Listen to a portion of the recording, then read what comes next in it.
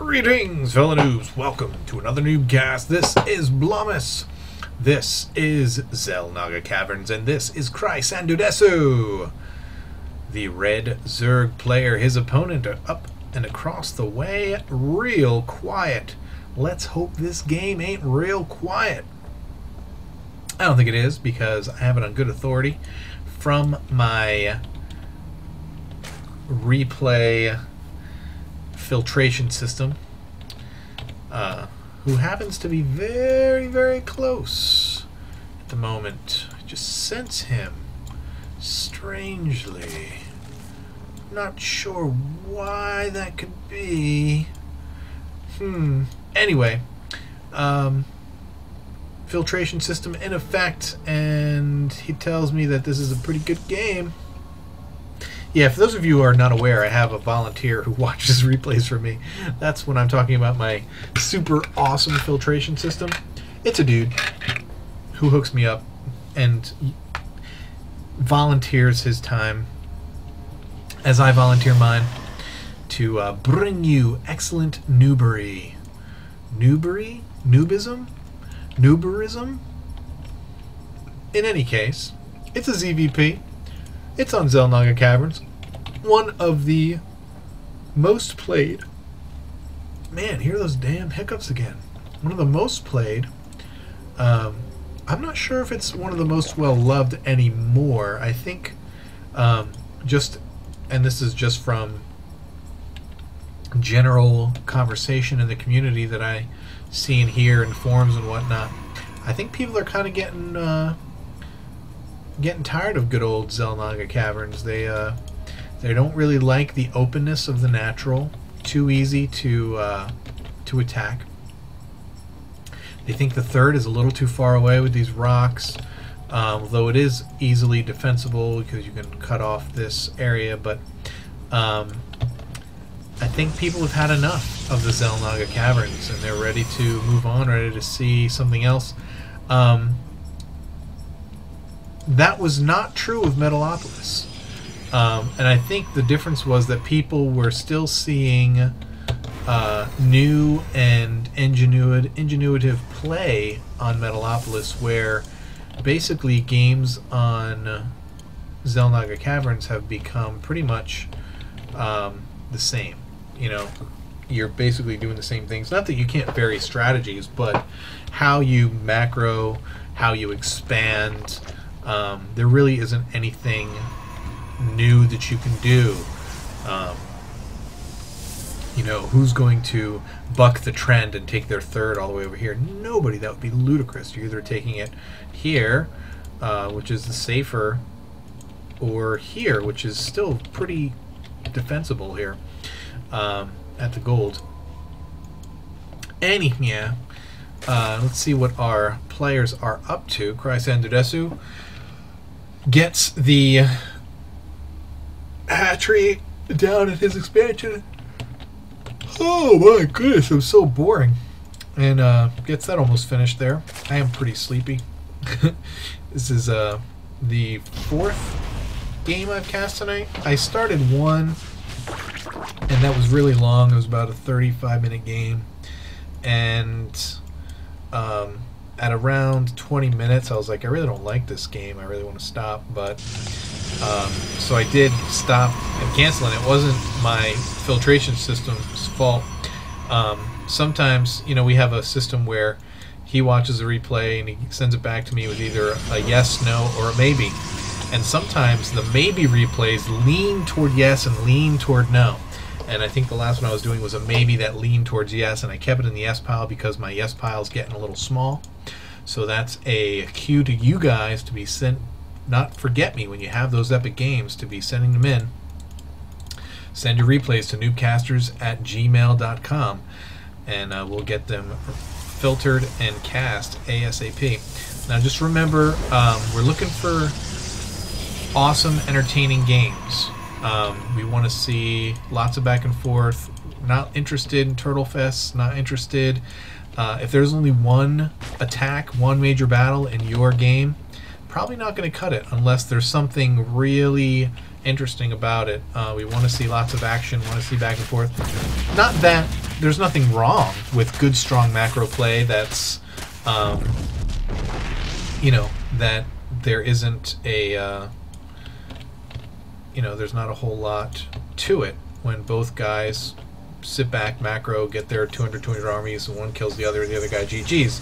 That's fine, nothing wrong with that. That's actually a great way to practice and get good at this game, but they're not that entertaining as far as games to watch go. So, and sometimes I do cast games like that, but much more preferred to me personally, and I'm sure to you to watch, is games where there's, you know, back and forth, early attacks, aggression, lots of drops, unexpected attacks, unexpected endings, hyper aggression. Like even like a PvP 4-gate on 4-gate, I just cast one the other day. It might have been one of the most exciting games I've ever casted. It was a 4-gate on a 3-gate, and the person with the 3-gate held, and it was just super exciting to watch, and I just loved it, man. It was great. And as soon as the 4-gater saw that he lost, he left the game, so it was short. It was only like 10 minutes long.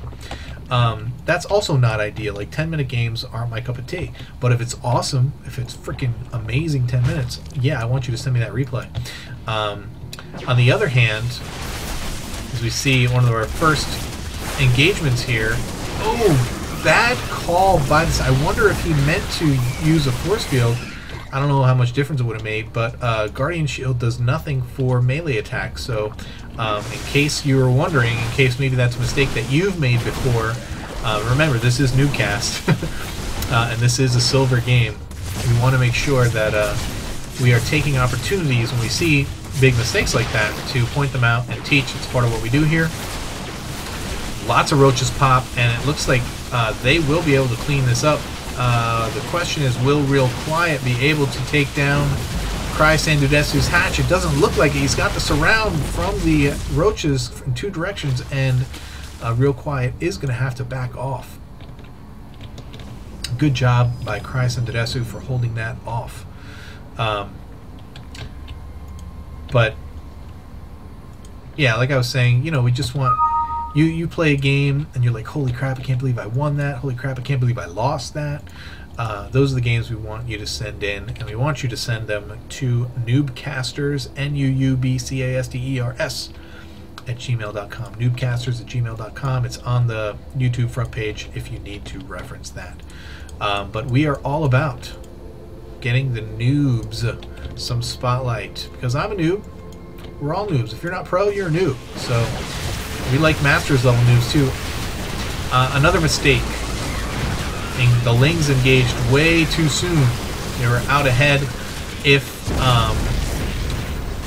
now Sandudesu already won that. Already won that battle. Obviously, he got his opponent to run away.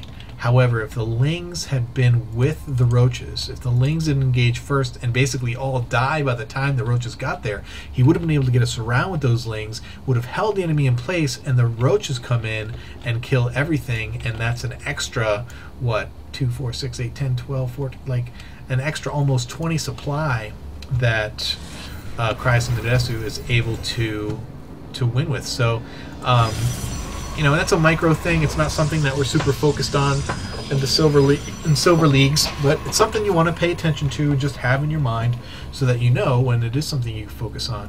You want to keep your army together. If you know, if the point of some units is to, like the Zergling, to surround, to hold the army in place while your range units can kick some butt. See, Real Quiet making use of his Chrono Boost. Still a little bit too high for me. We've got a Void Ray coming out. 3-gate Stargate. 4-gate. 4 gates and a Stargate on 2 bases. I guess he's spending the money, so I guess cool. He's let's take a look at the income tab here. Zerg doing very well with his drones, ahead by about 10. Income shows the difference there, 300-400 difference in income. Burrow and tunneling claws down for the roaches, as well as fast Overlord speed. I wonder if we're going to see some kind of drops here.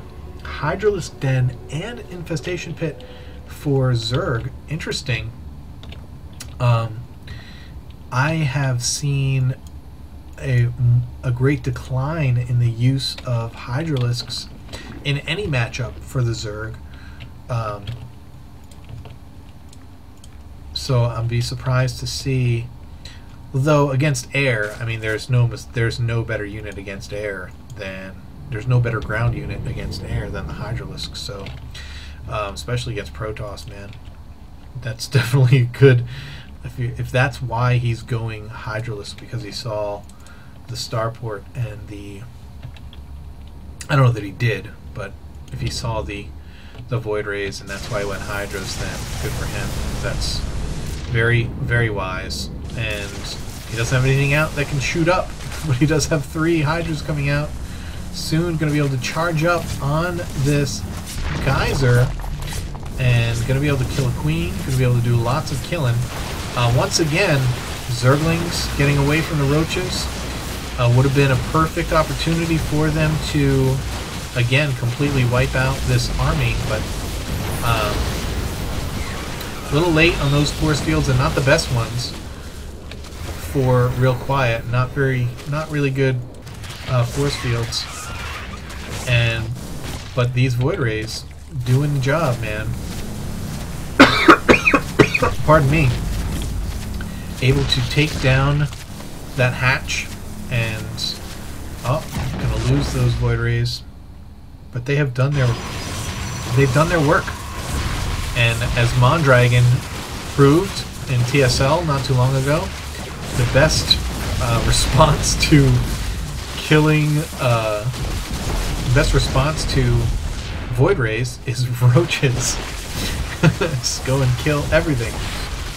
And that's exactly what Cry-San Dudeso is doing. But look at this queue of Void Rays coming out here. I don't know if he... Well, he doesn't need to. Yeah, he just split up his army. He'll be able to take this out. This game should be over, except he's just really trying to get this. Yeah. I'm not sure if I like that. I think if he had used the Roaches and killed these Stalkers, he still would have been able to kill that Stargate, I think, before the Void Ray came out and killed all the Roaches. It's an opinion of mine. I don't know if that's true, but it just looked like it was kind of a waste. And he didn't get to take down the Nexus. Killed all of the Harvesters, and so he's still pretty far ahead, but he lost several of his own in that last attack. So, I don't know. Protoss way behind now. Way behind. 3 Stargates? Are you kidding me?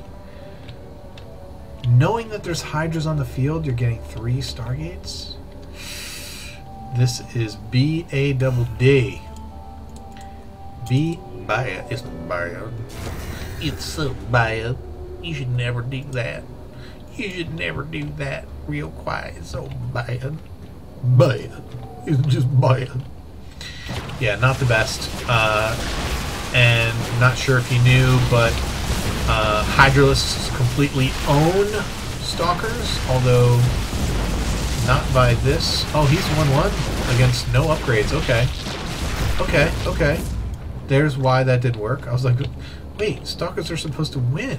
But he's 1-1 with shields upgraded, which is odd. And there's no upgrades for the Zerg player, who has dropped a 3rd base and has come back with his Roaches and is taking this Nexus.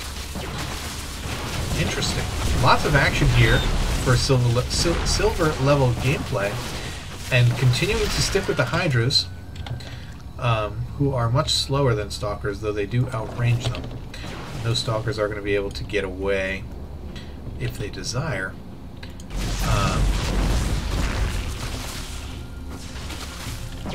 One-on-one. Well, I think the Stalker had more health, but doesn't matter anyway. 3rd is down. 2nd is back up and almost dead again. So There's a big old drone transfer, everything from the main going over. And rightly so, pretty much mined out here. Real quiet, gonna have to expand again. There it goes, that Nexus. And he's actually in pretty bad shape here.